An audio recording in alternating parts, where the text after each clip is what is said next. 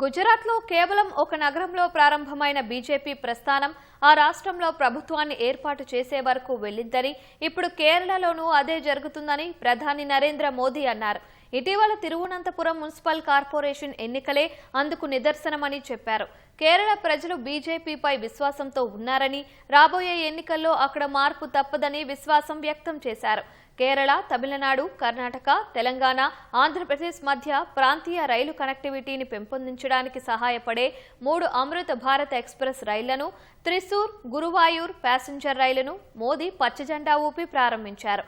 అనంతరం తిరువనంతపురంలో నిర్వహించిన బహిరంగ సభలో ప్రధాని మాట్లాడారు. ఈ సందర్భంగా కాంగ్రెస్తో పాటు కేరళలోని వామపక్ష పార్టీలపై విమర్శలు గుప్పించారు.